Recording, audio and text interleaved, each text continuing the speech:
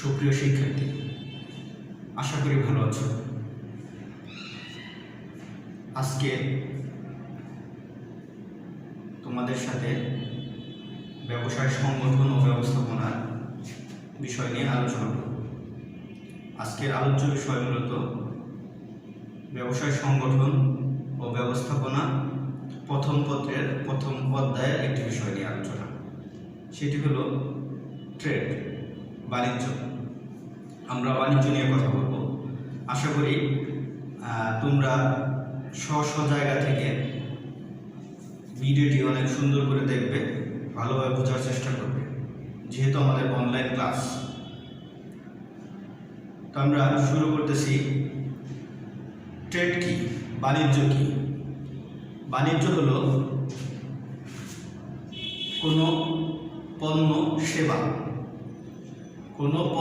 সেবা মূলত উৎপাদনকারী যিনি পণ্যটা প্রস্তুত করেন তার নিকট থেকে সংগ্রহ করে কিছু কার্যক্রমের মাধ্যমে চূড়ান্ত ভোগকারীর নিকট পৌঁছে দেওয়া পর্যন্ত এই যে মধ্যবর্তী কার্যক্রম, এই কাজটি হলো মূলত বাণিজ্য। অর্থাৎ উৎপাদন থেকে ভোগকারীর নিকট পৌঁছানো পর্যন্ত এই মধ্যবর্তী যতগুলো কাজ রয়েছে সবগুলোর সমষ্টি হলো বাণিজ্য। যেমন এখানে পণ্য বিনিময় আছে, বিনিময় সহায়ক কার্যক্রম আছে, বাণিজ্যের অভ্যন্তরীণ বৈদেশিক অংশ আছে, খুচরা পাইকারি, আমদানি রপ্তানি, পুনরপ্তানি, আল্ট্রাপ্রো, এরকম ব্যাংকিং, বীমা, পরিবহন, গুদামজাতকরণ, বাজার প্রসার, বিজ্ঞাপন, যত ধরনের কাজ আছে সব কাজের সমষ্টি মূলত বাণিজ্য। অর্থাৎ উৎপাদিত পণ্যটা চূড়ান্ত ভোগকারীর নিকট পৌঁছে দেওয়া পর্যন্ত যাবতীয় কার্যক্রমের সমষ্টিকে আমরা বলবো বাণিজ্য, ট্রেড। আমরা এই বাণিজ্য নিয়ে কথা বলতেছি, বিস্তারিত আলোচনায় যাব।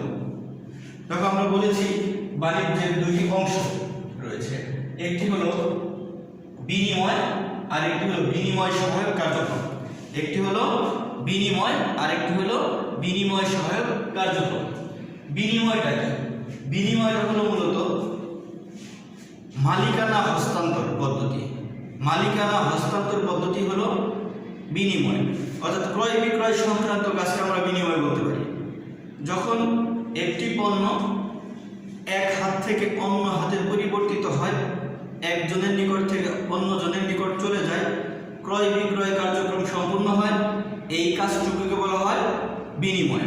অর্থাৎ পণ্যের মালিকানা পরিবর্তনই হলো বিনিময়। পণ্যের মালিকানা পরিবর্তনকে আমরা বলি পণ্য বিনিময়। এই পণ্য বিনিময়ের মধ্যে যে প্রধান দুটি অংশ রয়েছে, তার একটি হলো অভ্যন্তরীণ বাণিজ্য আর একটি বৈদেশিক বাণিজ্য। একটি অভ্যন্তরীণ বাণিজ্য, একটি বৈদেশিক বাণিজ্য। এই অভ্যন্তরীণ বাণিজ্য, বৈদেশিক বাণিজ্য কি ব্যাখ্যা করব এবং এর যে ভেতরের যে অংশগুলো আছে এগুলো নিয়েও আমরা কথা বলবো। আমরা শুরু করছি অভ্যন্তরীণ বাণিজ্য নিয়ে। অভ্যন্তরীণ বাণিজ্য কাকে বলা হয়? যখন একটি নির্দিষ্ট সীমানার মধ্যে, নির্দিষ্ট ভূখণ্ডের মধ্যে কোনো বিনিময় কার্য সংঘটিত হয়, পণ্যের আদান প্রদান হয়, লেনদেন হয়, ক্রয় বিক্রয় কার্যক্রম চলে, তখন তাকে বলা হয় অভ্যন্তরীণ বাণিজ্য। ধরো এই যে বোর্ডটা দেওয়া আছে, হোয়াইট বোর্ডটা, এই হোয়াইট বোর্ডে ধরো একটি বাংলাদেশের সীমানা, বাংলাদেশের মানচিত্র, সীমারেখা। যখন এই সীমারেখার মধ্যেই যখন আমি বলি যদি এরকম মিস্টার এক্স আছে, এরকম মিস্টার ওয়াই আছে, এরা দেশের ভেতরে অবস্থান করতেছে, একজন টাঙ্গাইল অবস্থান করতেছে আর একজন ঢাকা অবস্থান করতেছে। এই যে দুইটা ব্যক্তি দেশের ভেতরের মধ্যে রয়েছে, যখন এদের মধ্যে লেনদেন হবে তখন তাকে বলবো আমরা অভ্যন্তরীণ বাণিজ্য। অর্থাৎ দেশের সীমানার মধ্যে, একটি নির্দিষ্ট দেশের ভূখণ্ডের মধ্যে যখন পণ্যের বিনিময় ঘটে, যখন পণ্যের লেনদেন সংঘটিত হয়, তখন তাকে আমরা বলবো অভ্যন্তরীণ বাণিজ্য। এর নাম হলো অভ্যন্তরীণ বাণিজ্য। এই অভ্যন্তরীণ বাণিজ্যের মধ্যে যে দুটি অংশ রয়েছে, একটি হলো খুচরা আর একটি হলো পাইকারি। একটি খুচরা ব্যবসায়, একটি পাইকারি ব্যবসায়। খুচরা যখন কোনো ব্যক্তি ব্যবসায়ী উৎপাদকের নিকট থেকে পণ্য ক্রয় না করে কার কাছ থেকে করবে? এই পাইকারি ব্যবসায় আছে এর নিকট থেকে অধিকাংশ সময় পণ্য ক্রয় করবে, অথবা যিনি পণ্যটা উৎপাদন করতেছে সরাসরি তার কাছে গিয়ে পণ্য ক্রয় করতেও পারে, কিন্তু সেটার পরিমাণ হবে স্বল্প, খুব কম, সীমিত পরিমাণ।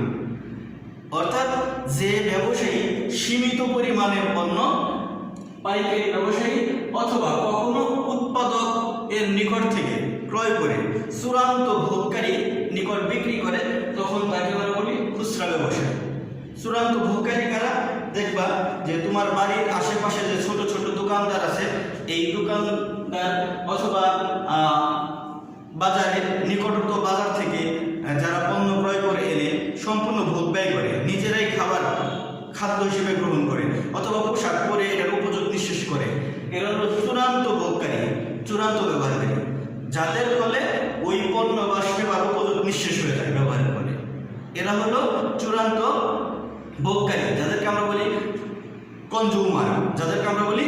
কনজিউমার। ভোক্তা এই ব্যক্তি যে একদম খেয়ে ফেলে পণ্যটা বা এর ব্যবহার শেষ করে ফেলে, সেকেন্ড টাইম আর এটা ব্যবহার হয় না, এরকম অবস্থায় যে ব্যক্তিরা পণ্য গ্রহণ করে, যার কাছ থেকে গ্রহণ করে সেগুলো খুচরা ব্যবসায়ী। অর্থাৎ উৎপাদক অথবা কখনো উৎপাদক কখনো পাইকারি, এদের কাছ থেকে যে ব্যবসায়ী কম পরিমাণে পণ্য সংগ্রহ করে এবং চূড়ান্ত ব্যবহারকারীর নিকট পণ্যটা বিক্রি করে, মূলত তাকে আমরা বলবো খুচরা ব্যবসায়ী। আর খুচরা ব্যবসায়ীরা সাধারণত আমাদের বাড়ির আশেপাশে নিকটস্থ জায়গাতেই অবস্থান করে থাকে। ঠিক আছে, এবার আসো আমরা পাইকারি ব্যবসায় নিয়ে কথা বলি। পাইকারি ব্যবসায় কাকে বলা হয়? পাইকারি ব্যবসায় হলো যে ব্যবসায়ী প্রচুর পরিমাণে পণ্য এই উৎপাদকের কাছ থেকে সংগ্রহ করে থাকে। যিনি উৎপাদক পণ্যটা প্রস্তুত করছেন এর কাছ থেকে যে ব্যবসায়ী প্রচুর পরিমাণে পণ্য সংগ্রহ করে থাকে এবং এই সংগৃহীত পণ্যটা এই খুচরা ব্যবসায়ীর নিকট বিক্রি করে থাকে। মূলত এই ব্যবসায়ীকে আমরা বলবো পাইকারি ব্যবসায়ী। যে ব্যবসায়ী প্রচুর পরিমাণে পণ্য উৎপাদকের নিকট থেকে সংগ্রহ করে এবং খুচরা বিক্রেতার নিকট বিক্রি করে, একে আমরা বলি পাইকারি ব্যবসায়ী। আর এই পাইকারি ব্যবসায়ী কি করে? এই উৎপাদক এবং খুচরা এই দুইজনের মাঝে ব্রিজ হিসেবে কাজ করে, সেতু বন্ধন হিসেবে কাজ করে, দুইজনের মাঝে সংযোগকারী ব্যক্তি বা প্রতিষ্ঠান হিসেবে কাজ করে হলো পাইকারি ব্যবসায়ী। পাশাপাশি খুচরা ব্যবসায়ী যে ভোক্তার নিকট বিক্রি করে সে কার কাছে? এই পাইকার এবং ভোক্তা এই দুইজনের মধ্যে সেতু বন্ধন হিসেবে কাজ করে খুচরা ব্যবসায়ী। পাইকার এবং ভোক্তা এই দুইজনের মধ্যে সেতু বন্ধন হিসেবে কাজ করে খুচরা ব্যবসায়ী, আর উৎপাদক এবং খুচরা ব্যবসায়ীর মধ্যে সেতু বন্ধন হিসেবে করে পাইকারি ব্যবসায়ী। তাহলে আশা করি এতটুকু তুমি বুঝতে পেরেছো তোমরা। আমরা চলে যাচ্ছি বৈদেশিক বাণিজ্য। বৈদেশিক বাণিজ্য কাকে বলা হয়? যখন একটি দেশ ভিন্ন আরেকটি দেশের সাথে ব্যবসায়িক লেনদেন পণ্য বিনিময় সংগঠন করে, তখন তাকে আমরা বলি বৈদেশিক বাণিজ্য। তখন তার নাম কি? বৈদেশিক বাণিজ্য। যেমন আমরা এটাকে বলছিলাম যে বাংলাদেশের একটা সীমারেখা, এখন এই বাংলাদেশের সীমারেখা যদি উত্তরে চলে যায় ভারত, পশ্চিমে চলে যায় ভারত, এরকম পূর্বে চলে যায় ভারত। এখন ধরো আমাদের পাশাপাশি দেশ প্রতিবেশী রাজ্য হিসেবে ভারতের কথাই চিন্তা করি, যখন মিস্টার এক্স কি করলো, এরকম আমাদের আরেকটা প্রতিবেশী রাজ্য ভারত, এই ভারতের সাথে একটা লেনদেন করলো, পণ্যের আদান প্রদান করলো, তখন আমরা এটাকে বলবো কি তখন আমরা এটাকে বলবো বৈদেশিক বাণিজ্য। তখন তাকে আমরা বলবো বৈদেশিক বাণিজ্য। তার মানে সে কি করতেছে? এটা হলো ইন্ডিয়া, আমরা ধরে নিলাম ইন্ডিয়া, এটা আলাদা একটা ভূখণ্ড, ঠিক আছে, আলাদা একটা ভূখণ্ড। এটা কি? বাংলাদেশ মিস্টার এক্স এবং ইন্ডিয়াতে থেকে আছে মিস্টার ওয়াই। এই দুইজনের মধ্যে যখন পণ্যের আদান প্রদান হচ্ছে, লেনদেন হচ্ছে, তখন তাকে আমরা বলবো বৈদেশিক বাণিজ্য। অর্থাৎ ভিন্ন ভিন্ন দেশের মধ্যে যখন লেনদেন সংগঠিত হয়, ক্রয় বিক্রয় কার্যক্রম সংগঠিত হয়, তখন তাকে আমরা বলি বৈদেশিক বাণিজ্য। এই বৈদেশিক বাণিজ্যের মধ্যে যে বিষয়গুলো অন্তর্ভুক্ত রয়েছে সেগুলোর মধ্যে আমদানি, রপ্তানি, পুনঃরপ্তানি, আল্ট্রাপো। আমদানি ব্যবসায় কাকে বলা হয়? আমদানি ব্যবসায় কাকে বলা হয়? আমদানি ব্যবসায় হলো যে যখন যখন এখানে হলো মিস্টার ক একটি দেশ, ক একটি দেশ, খ আরেকটি দেশ, খ আরেকটি দেশ। ধরে নিলাম এটা বাংলাদেশ, আর এটা ধরে নিলাম সিঙ্গাপুর। এটা কি? সিঙ্গাপুর ধরে নিলাম, ঠিক আছে? বাংলাদেশ, সিঙ্গাপুর, এই দুইটা ভিন্ন ভিন্ন দেশ। এই দুইটা দেশের মধ্যে ধরো আমাদের কিছু পণ্যের ঘাটতি আছে, আমাদের কিছু পণ্য কমতি আছে, যা আমাদের নেই, অভাব রয়েছে। এইরকম পণ্য যখন আমরা বাংলাদেশ হিসেবে সিঙ্গাপুর থেকে ক্রয় করব, তখন কাকে বলা হবে? আমদানি ব্যবসায়। তখন তার নাম কি? আমদানি ব্যবসায়। অর্থাৎ নিজ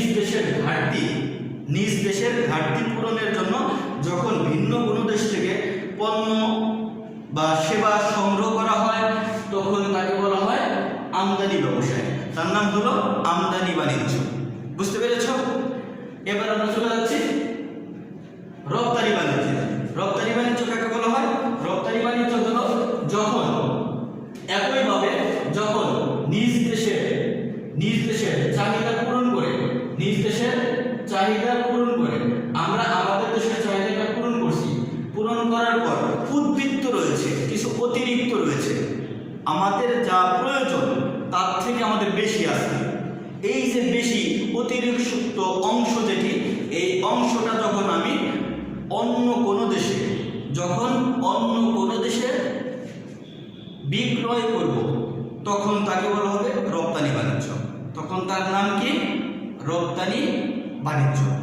অর্থাৎ নিজ দেশের চাহিদা পূরণ করে যখন অন্য কোনো দেশে পণ্য সমূহ বিক্রয় করা হয়, তখন তাকে বলা হবে রপ্তানি বাণিজ্য।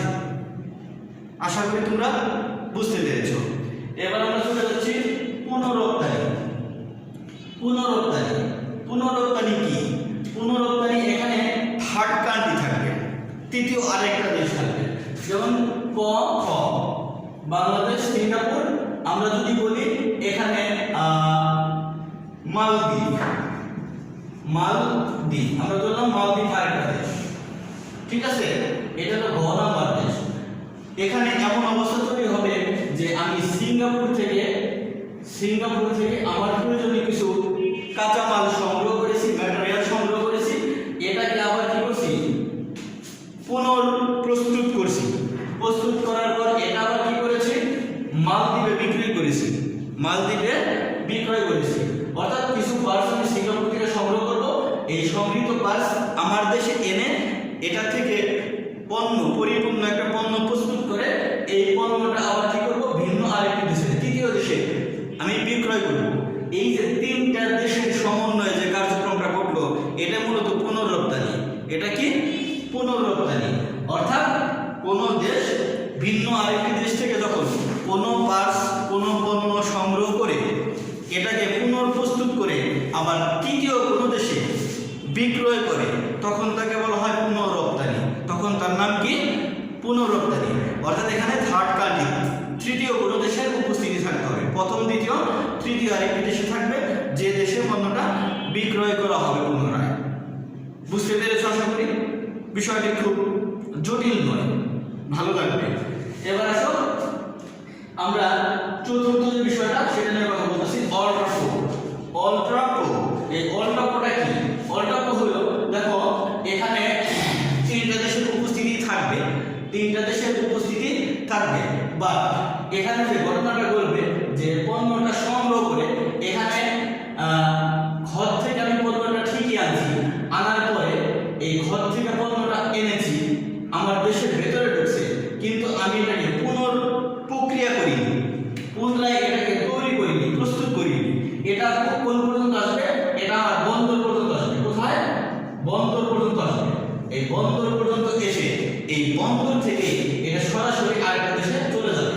এটার প্রক্রিয়াজাত হবে না, এটার আর কোনো আকৃতির পরিবর্তন করা হবে না, এটাকে আর কোনো গঠন দেওয়া হবে না, যেমন আছে তেমনই থাকবে। শুধু বন্দর থেকে ওটাকে আরেকটা দেশে কি করা হবে, এক্সপোর্ট করে দেওয়া হবে, রপ্তানি করে দেওয়া হবে। এটাকে বলা হয় অল্ট্রাপোর্ট। এটার নাম কি? অল্ট্রাপোর্ট। যখন একটি দেশ কোনো দেশ থেকে পণ্য আমদানি করে বন্দর থেকেই সরাসরি আরেকটি তৃতীয় দেশে বিক্রয় করে, তখন তার নাম হয় অল্ট্রাপোর্ট। তখন এর নাম কি? অল্ট্রাপোর্ট। তোমরা কি বুঝতে পেরেছো? তার মানে পণ্যটা সংগৃহীত এক দেশ থেকে বন্দরে চলে আসবে আমার দেশে, বন্দর থেকে পণ্যটা আরেকটা তৃতীয় দেশে আমি বিক্রয় করে দেব। এটা আমি কোনো রকম রূপ পরিবর্তন করব না, প্রক্রিয়াজাতকরণ করব না, কোনো গঠন পরিবর্তন করব না। এটাকে বলা হবে অল্ট্রাপোর্ট।